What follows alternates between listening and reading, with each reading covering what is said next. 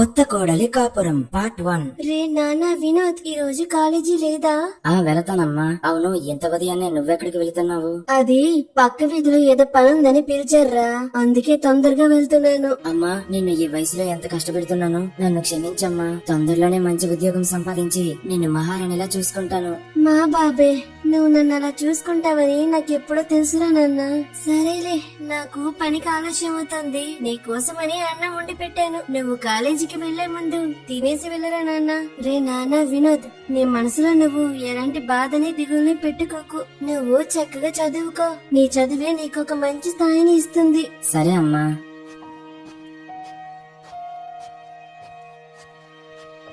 ఇలా కొంత సమయం గడిచింది.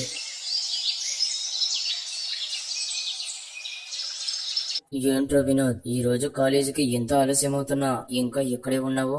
ఏమైంది? ఎప్పుడు కాలేజ్ వాచ్మెన్ కంటే నువ్వే ముందుంటావు కదరా. ఏం లేదురా, ఎప్పుడు కాలేజీకి ఏం వెళతాం, అది కూడా కాలేజీ కొద్ది రోజుల్లో అయిపోతుంది, క్లాసులు కూడా అవడం లేదుగా. ఏరమ్మావా, ఇది నువ్వేనా? నువ్వు ఇలా మాట్లాడుతున్నావంటే నేను అసలు నమ్మలేకపోతున్నాను రా. సరే రమ్మావా, కాలేజీకి వెళ్ళినప్పుడు ఎక్కడెందుకురా ఉండడం, పదరా అలా సరదాకి సినిమాకి వెళదాం. సినిమాకా? ఎందుకురా, అక్కడ గోల గోల, అదే ఈ చల్లగాలిలో ఉంటే ఎంత ప్రశాంతంగా ఉంటుంది.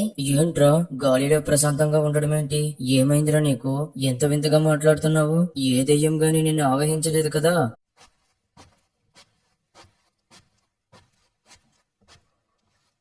ఏంటి గోపి అన్నయ్య, దెయ్యం భూతం అంటున్నావు, ఏమైంది?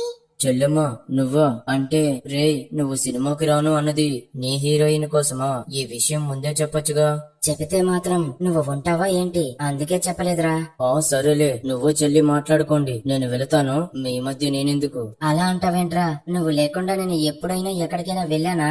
సరే కాని నువ్వు కాస్త అలా వెళ్ళి ఎవరైనా రాకుండా చూడరా, నీ చెల్లితో కాస్త మాట్లాడాలి. అర్థమైందిరా, నువ్వు నీ ప్రేమకి నన్ను వాచ్మన్ గా చేసావన్నమాట. సరేలే, ఫ్రెండ్విగా తప్పుతుందా? తొందరగా మాట్లాడిరా.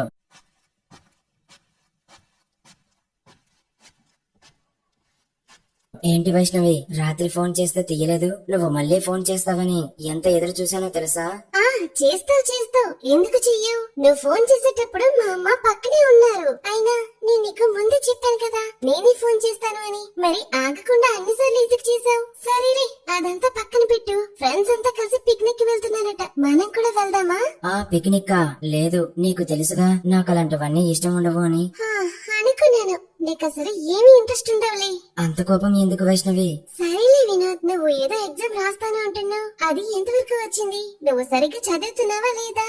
చదువుతున్నా, ఈసారి చాలా బాగా రాస్తాను, తప్పకుండా జాబ్ వస్తుంది. అవునా, నిజమా? అలా నీకు ఉద్యోగం వస్తే వెంటనే మా నాన్న దగ్గరికి వెళ్దాం, వెళ్ళి మన ప్రేమ విషయం చెప్పి మనకి పెళ్లి చేయమని అడుగుదాం. అప్పుడు మన ఇద్దరు ఎంత సంతోషంగా ఉండొచ్చు కదా.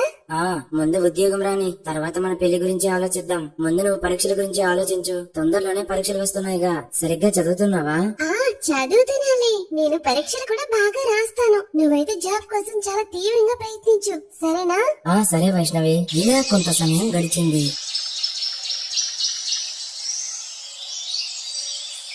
లక్ష్మి, నా బంగారు తల్లి చదివి ఎలిసిపోయింది, తను తినడానికి ఏమైనా తీసుకునిరా. ఏమండి, ఏంటండి మీరు? అక్కడికేదో మీ అమ్మాయి ఒక్కతే కాలేజీ చదివి అలసిపోయి ఇంటికి వచ్చినట్టు మాట్లాడుతున్నారు. ఊరిలో అందరూ వేరు, నా బంగారు తల్లి వేరు. మీరు ఇలానే మీ కూతుర్ని చాలా ముద్దుగా చూసుకుంటూ ఉండండి. అయినా నాకు తెలియక అడుగుతాను, మీ కూతుర్ని మీరు ఇంత గారాబం చేస్తున్నారు, మరి మీ కూతురు రేపొద్దున అత్తారింటికి వెళ్తే ఇంత గారాబం తన్ని ఎవరు చేస్తారంట? లక్ష్మి, నా వైష్ణవి తల్లి ఎక్కడ ఉన్నా సంతోషంగా ఉంటుంది, ఆ విషయంలో ఏ లోటు లేదు. అయినా నా కూతురికి పెళ్లి చేయాలంటే మాటలా? ఎన్ని విధాలుగా ఆలోచిస్తాను. నిజానికి నా కూతురు కోసం ఇప్పటి నుండే సంబంధాలు వెతుకుతున్నాను. మంచి అల్లుడిని చూసి అంగరంగ వైభవంగా పెళ్లి చేస్తాను. ఆ పెళ్లిని 10 ఊర్లు చెప్పుకునేలా చేస్తాను. చేస్తారండి, చేస్తారు. మీ కూతురు కోసం 10 ఊర్లేంటి, 50 ఊర్లైనా చెప్పుకునేలా చేస్తారు.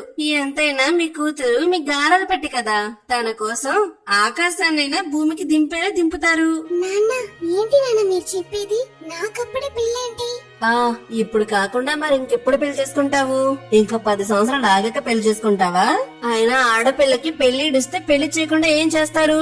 నువ్వు ఇంత వింతగా అడగడం గాని. నాన్న, నాకప్పుడే పెళ్లి చేసుకోవాలి అని లేదు నాన్న. నాకు బాగా చదువుకోవాలి అని ఉంది. అమ్మ వైష్ణవి, నీకు అప్పుడే పెళ్లి చేస్తాను అని చెప్పలేదు తల్లి. సంబంధాలు చూస్తున్నాను అంటున్నాను, అంతేగాని నీకు ఎప్పుడే పెళ్లి చేస్తాను అన్నానా ఏంటి? నువ్వు ప్రశాంతంగా చదువుకో తల్లి. సరే, కాలేజీ నుండి వచ్చావుగా, వెళ్లి విశ్రాంతి తీసుకో, వెళ్ళు.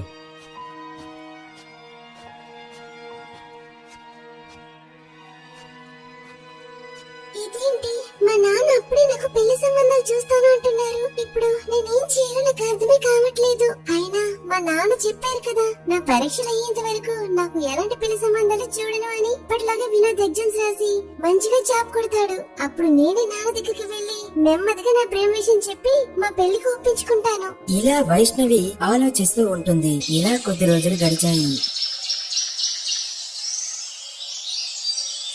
వినోద్, ఈ రోజు నీ ఎగ్జామ్స్ రిజల్ట్స్ వస్తాయని చెప్పావు కదా, ఏమైంది? పాస్ అయ్యావు కదా, నీకు జాబ్ వస్తుంది కదా. లేదు వైష్ణవి, ఈసారి ఎగ్జామ్ పాస్ అవ్వలేదు.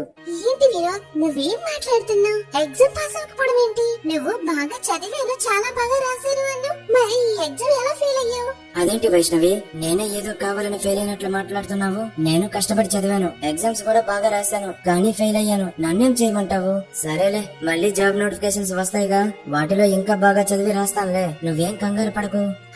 నువ్వు ఇలా కంగారు పడకుండా సాఫీగా ఎగ్జామ్స్ రాస్తే ఫెయిల్ అవుతూనే ఉండు. మళ్ళీ ఇలా నెక్స్ట్ ఎగ్జామ్స్ ఎప్పుడు వస్తాయి, నేను ఎప్పుడు మళ్ళీ రాసి ఫెయిల్ అవ్వాలి అని ఆలోచిస్తూనే ఉండు. అవతల మా నాన్న నాకు పెళ్లి సంబంధాలు చూసి నాకు పెళ్లి చేసి కూడా అత్తారింటికి పంపిస్తారు. ఏంటి వైష్ణవి, ఏం మాట్లాడుతున్నావు? నీకు పెళ్లి చేయడం ఏంటి? వినోద్, నేను మన కాలేజ్ చదువుతున్నప్పుడు చెప్తున్నాను, నువ్వు తొందరగా ఉద్యోగం తెచ్చుకోవాలి అని. ఇప్పుడు మన కాలేజ్ అయిపోయి చాలా కాలమే అవుతోంది. మా ఇంట్లో నాకు పెళ్లి సంబంధాలు చూస్తున్నారు తెలుసా. నువ్వు ఎప్పుడు నాకు జాబ్ వచ్చిందని చెప్తావా?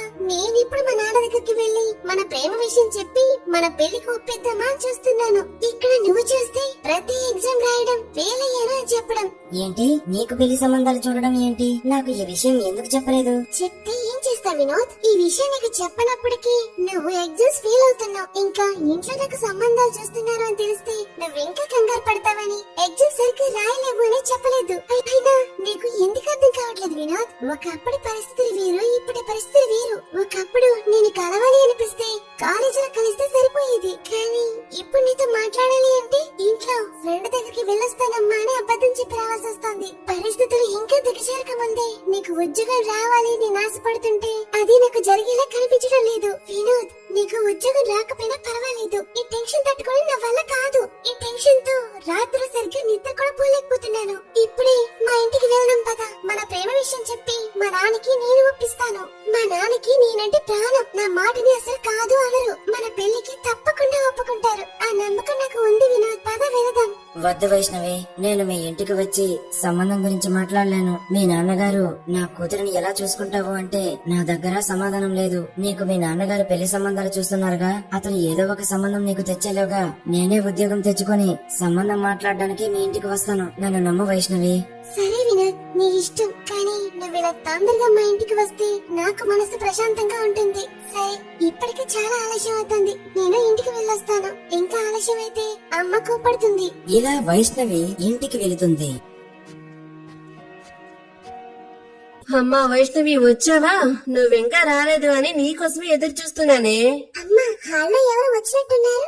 ఎవరమ్మా? ఇంటికి చుట్టాలు వచ్చారా ఏంటి? హా, అనుకున్నవన్నీ సరిగ్గా జరిగితే చుట్టాలే అవుతారు. మీ నాన్నగారు నీకోసం ఒక మంచి పెళ్లి సంబంధం తీసుకొచ్చారమ్మా. అబ్బాయి చాలా మంచివాడట, అంతేకాదు పెద్ద ఉద్యోగం చేస్తున్నాడట, ఆస్తిపాస్తులు కూడా బానే ఉన్నాయి అంటున్నారు. అమ్మా, ఏంటమ్మా ఇది? నాకు కనీసం చెప్పకుండా ఇలా పెళ్లి కొడుకుని నేరుగా ఇంటికి తీసుకొస్తారు. అయినా నేను చెప్పాను కదమ్మా, నాకు అప్పుడే పెళ్లి చేసుకోవడం ఇష్టం లేదు అని. నా మాట అసలు మీరు పట్టించుకోకుండా ఇలా చేశారేంటమ్మా? నువ్వు అలా అంటావేంటమ్మా వైషు? నువ్వు కాలేజీ చదువుతున్నప్పటి నుండే మీ నాన్నగారు నీ కోసం పెళ్లి సంబంధాలు చూస్తున్నారని నీకు కూడా తెలుసు కదా. ఇప్పుడు నీ కాలేజీ కూడా అయిపోయింది. సరే సరే, ఇవన్నీ తర్వాత మాట్లాడుకోవచ్చు. నువ్వు ముందు వెళ్ళి రెడీ అయ్యిరా. అవతల అబ్బాయి నీ కోసం చాలా సమయం నుండి ఎదురు చూస్తున్నాడు. తొందరగా వెళ్ళిరా అమ్మా.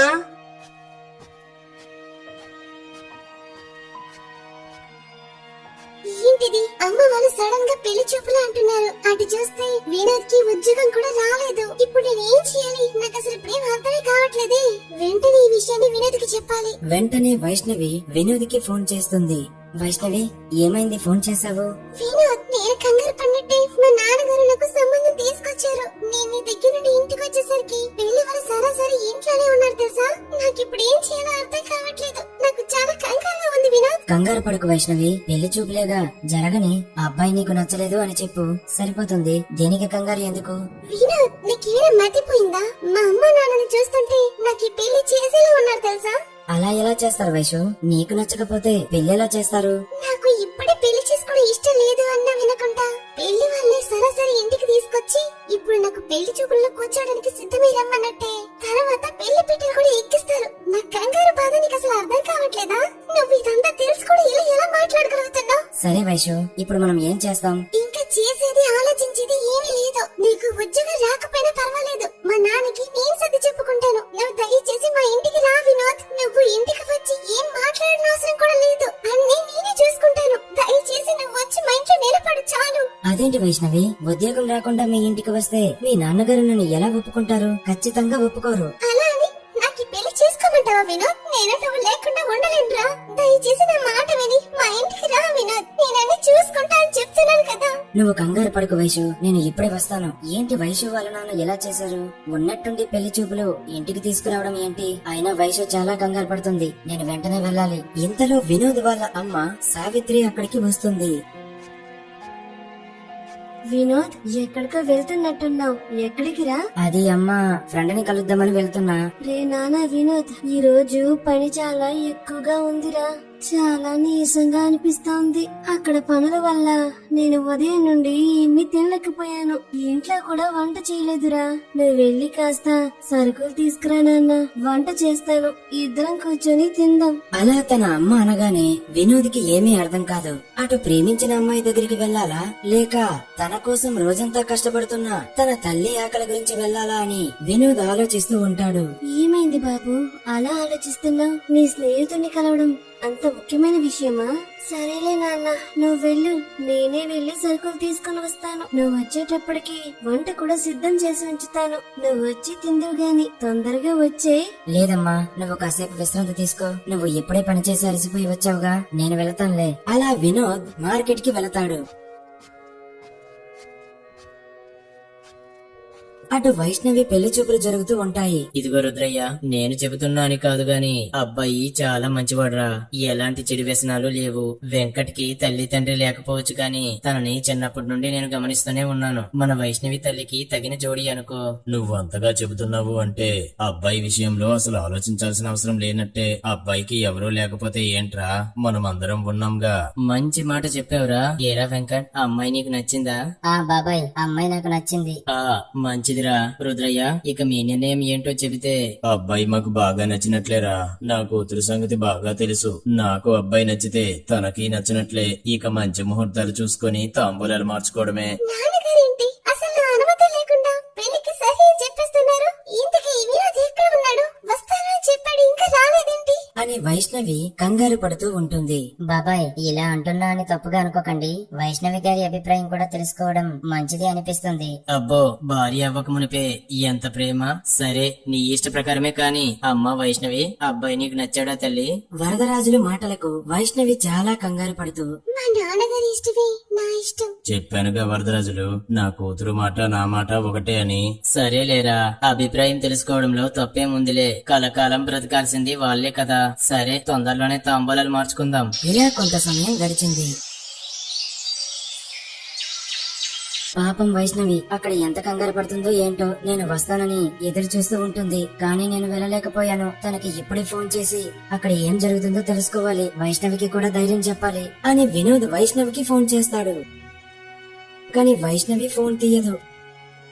ఇదేంటి, వైష్ణవి ఫోన్ తీయడం లేదు? అక్కడ ఏమై ఉంటుంది? మరోసారి ఫోన్ చేస్తాను. ఇలా వినోద్ చాలా సార్లు వైష్ణవికి ఫోన్ చేస్తాడు, కానీ వైష్ణవి ఫోన్ తీయదు. హలో, ఎందుకు కాల్ చేస్తున్నావు? నీకేం కావాలి? వైషు, నీకేమైంది? ఫోన్ ఎందుకు తీయడం లేదు? నేను ఎంత కంగారు పడుతున్నానో తెలుసా? సారీ వైషు, నేను వద్దాం అనుకున్నాను, కానీ రావడానికి కుదరలేదు. అసలు అక్కడ ఏం జరుగుతుంది? నాకు పెళ్లి ఫిక్స్ అయింది. మా నాన్నగారు ఇష్టపడిన అబ్బాయితోనే తొందరలోనే నాకు పెళ్లి జరగబోతుంది. ఇంకా నువ్వు నాకు కాల్ చేయాలి అని చూడకు. ఇంకా నీకు నాకు ఎలాంటి సంబంధం లేదు. ప్రేమ అనే పదం మన ఇద్దరి మధ్యన లేదు.